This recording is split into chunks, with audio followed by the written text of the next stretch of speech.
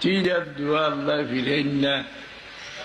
একটা দোয়া হইল বেফানা হইয়া, আল্লাহ আর আমার যাইবার জায়গা নাই, তোমার দরজা জন্য খালি মিললে আর আমার হাত বাড়াইবার জায়গা নাই। আল্লাহ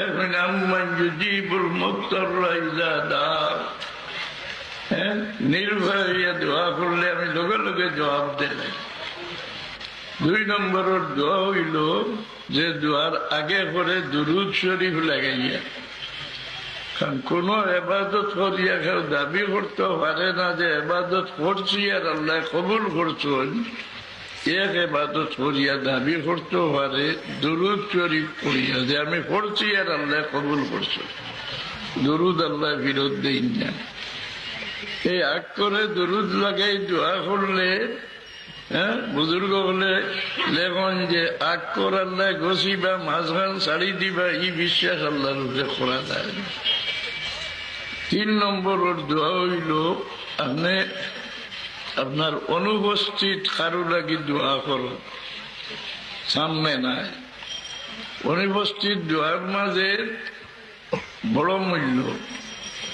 ইব্রাহিম আলাইহিস সালামে আমার রাসূলুল্লাহরে না দেখিয়া না পাইয়া রাসূলুল্লাহর লাগি দোয়া করার কারণে আল্লাহ তানে সারা নবী সকলের মাথার উপরে উঠাই দিলেন। আমরা সুযোগ দিছেন আদামর বাদর যে দোয়া, এই দোয়াটার মতো মূল্যবান দোয়া ইসলাম ধর্মত নাই।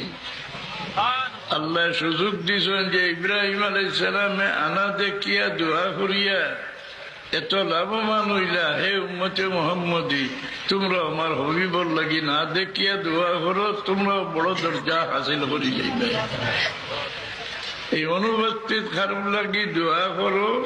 এই সময় রাসূলুল্লাহ ফরমান তোমার 2 ফেরেশতা আল্লাহ খাড়া করে দেন। যে দোয়া আপনি করবা 2 ফেরেশতা এখন আয় আল্লাহ তোমার বান্দা তার অনুপস্থিত বাড়ি লাগি যে দোয়া করে ওই দোয়াটা তার হক কবুল করিল। এই 3টা দোয়া মকবুল।